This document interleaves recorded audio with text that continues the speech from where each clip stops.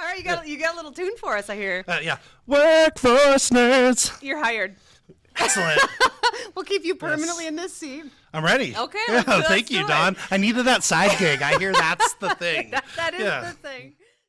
Steve McBride with Skils'Kin. Thank you for joining us on Workforce Nerd Podcast. Thanks for having me. We just filmed at KHQ to air on Fox Wednesday, the Good Day Show. Great job. That was awesome. It was I loved awesome. it. It was great. Thank you to our host, to Hannah, so much, and Fox and KHQ. Today we are on the podcast today about serving individuals with disabilities, Skils'Kin's role in the community. So thanks for what you do, and tell our many, many listeners across the country what does Skils'Kin do? Oh, listeners, I'm happy to be here. Just first off, this morning, you and Tana, you're pros. I was like, okay, I was glad to be in between you two. It just made me look a little better. Yeah, I was just very pleased. Yeah, you did a great job. But Skils'Kin, while I'm here, Yeah. so we do a lot of different things. We're a company that's been around for 52 years. I consider us a social enterprise that exists to help people with disabilities in the employment space. So you're like, what is that? So What is that? Yeah, right. So I would boil us down to kind of three different areas of what we do. So first of all, we employ people with disabilities. So we do that in Montana, Wyoming, and here in Spokane. We have about just over 200 employees across maybe 11 operations. That's incredible. Yeah, it's really fun. It's a lot of people, a lot of opportunities. And you've been growing over the years. Absolutely, Yeah. especially in our commercial side of the business. It's just been great.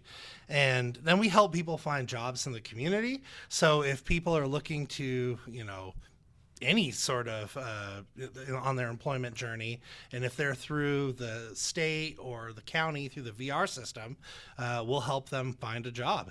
So, And for those that don't know VR, yeah, vocational rehab. So here in the county locally, you'll see the Division of Disability Administration and the Division of Voc Rehab. So DVR and DDA. Perfect. There are lots of acronyms in our business. perfect. And you're going to teach them. You're going to teach us all of them today. Oh, we'll just put a little marker here. I'm ready.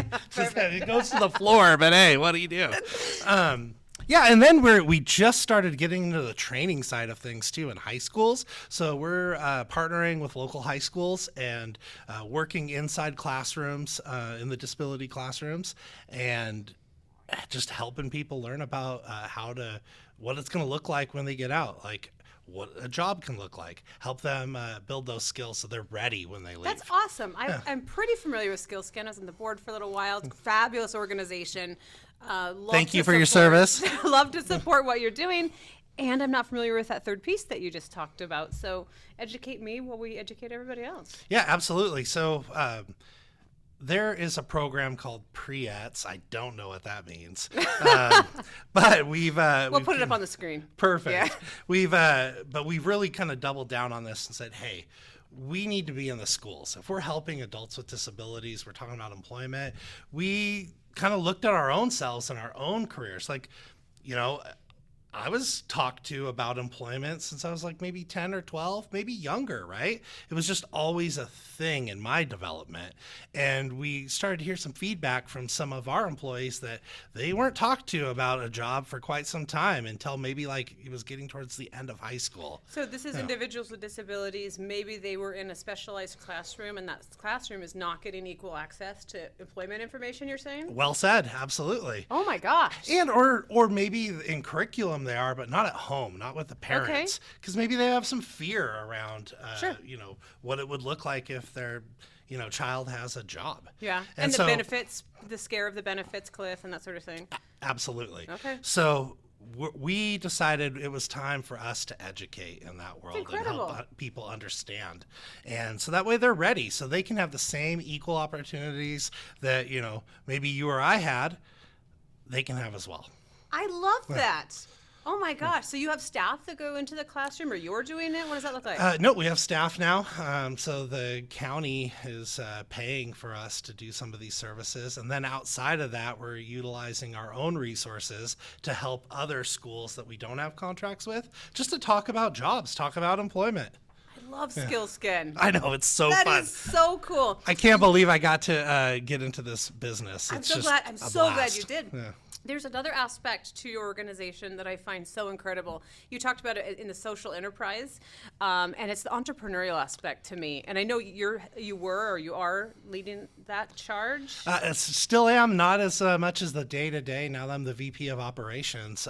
But yeah, that's how I got into the business. The CEO, Brian Beeler, helped recruit me to kind of bring a business face to Skils'Kin. And what does that mean for a nonprofit? Well, it's pretty cool. Because it's incredible. Yeah, it's we started partnering out in the community with businesses that had business problems. Maybe they needed, some services done. Maybe they needed some products manufactured. It was a perfect place for us to be. So we started some light manufacturing. We started partnering with people like Kaiser Aluminum, a company called Cure who wants to end single-use plastics in the hotel industry. We just anyone who has a product that needs to be made or assembled, that's kind of who we're looking for. And we've built up a lot of relationships that way, including in our commercial laundry. We keep building that up. We're calling it a boutique laundry, Dawn. Oh, I love it. Yeah, well, it's so fun because we are there to create jobs, right? And so when someone is handling these sheets and duvet covers and everything, they see it. So they see any stains, see anything, versus these big mechanical laundries can't. And so that's our boutique aspect. Yes, we have Bougie laundry services. yes, and people have their eyes on this stuff. That's incredible. Yeah, we create more jobs. And we are delivering a service in a niche that our businesses need. That's what we do. We try to be entrepreneurs. We try to create these lanes that we can play in and help business because we don't raise money, so we need to be a fee for service. I want to focus on that. So you're a nonprofit that does not raise money. You don't apply for federal grants, or typically not, maybe, or you don't. You have. They're far and far few between. Yeah. So you generate revenue by partnering with businesses to provide them a service they need and supply the workers, particularly those individuals who have disabilities. Yes. That is so awesome. Yeah, it is. It's incredible. And we have also some federal partners. So we're a part of this program called the Ability One program, and it came around in 1976 and mostly through the DoD, but any federal government agency can partner with the Ability One program to do everything from groundskeeping or grounds to custodial to food service, a lot of total facility maintenance. So the program will run whole buildings. And so we also participate in that program too. That's awesome. Yeah. So when you and I filmed your podcast together, I talked about this, but just for some sort of setup and background. So about 25 years ago, I was a job coach. And what that meant back then was we would carve out a job in the community, and then I would go alongside the individual who maybe had a physical limitation and couldn't do one aspect. They would do the rest of the work, and I would do that one piece. What you're talking about, though, doesn't require the job coach. And I've talked to a lot of people that are familiar with that model. Sure. And they're like, well, I'm actually looking for something a bit different. Do you offer the job coach service for employers, or have things changed in the 25 years since I was doing that?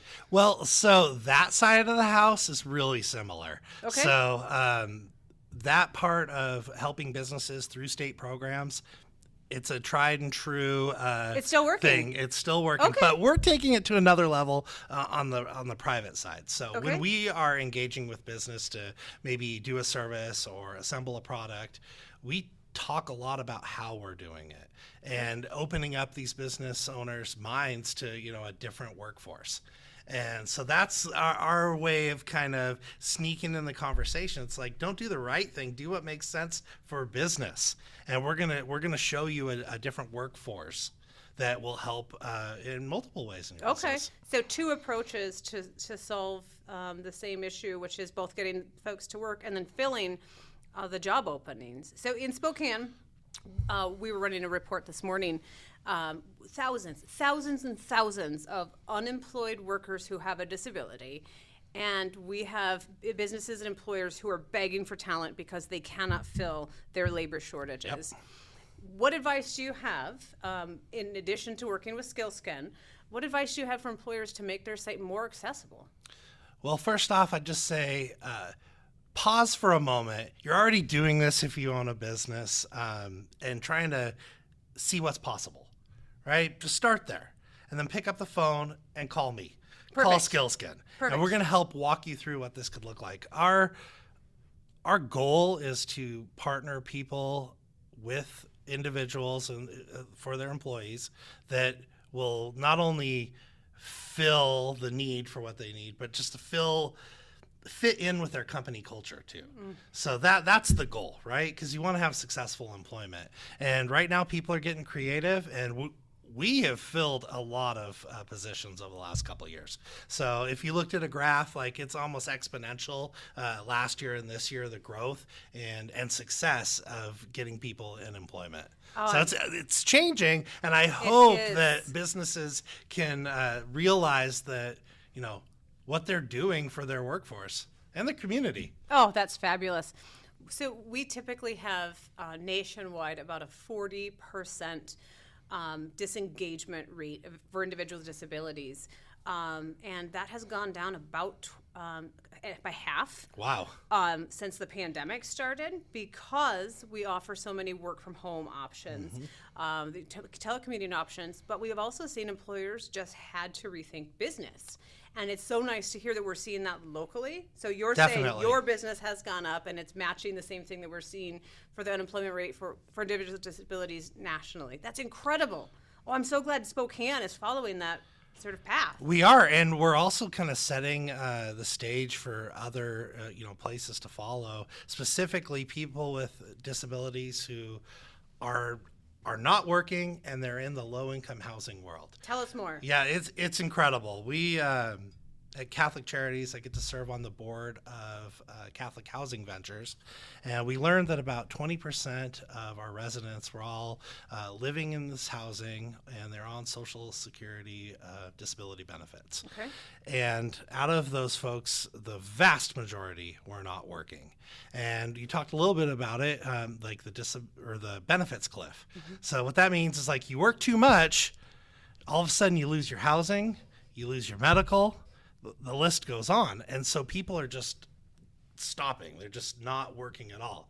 And we're trying to get in and talk to this population, learn about their fears, and help them come out of those apartment doors and work a little bit. Because we're experts at part-time employment. We're experts at helping people through their benefits. So if you're going to work 4 hours a week, that's okay in our world. We'll help those people build up to whatever makes sense for them, but we want to help them maximize their benefits. And I'm so excited about that, Dawn.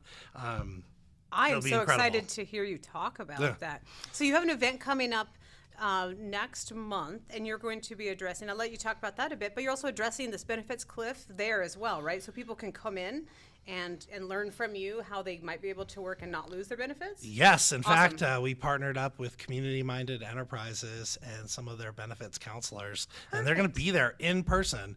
And they're hard to access. You set up appointments. It might be months in advance. They're going to be at Skils'Kin. So okay, tell us more about the event. Yeah, so just come on in. It's Tracks for Success. It's from 9 a.m. to 1 p.m. on March 11th. And yeah, we have the benefits counselors. We have Mary McDermott doing some financial planning. We have Bellevue Healthcare. People get access to Mary McDermott. I know, yes. Oh my gosh. And for free. That's incredible. Yes, absolutely. And even partners that we normally haven't partnered with in the past said, hey, we want in. Great. So this is like PACE at the community colleges. Bellevue Healthcare said, hey, let's bring some mobility devices in and talk about that. Just some other partners too. It's exciting. That is a great event at Skils'Kin. Yep, March All right. 11th. All right. More information on the website, on social media. All of the above. Okay. And yeah, if you go to Skils'Kin, skills-kin.org, you can see Tracks for Success right there on the homepage. Wonderful. You might have some stories that you want to share with us, or some name drops if you feel like it. I'll make sure we give everyone the opportunity to say anything that they want to say.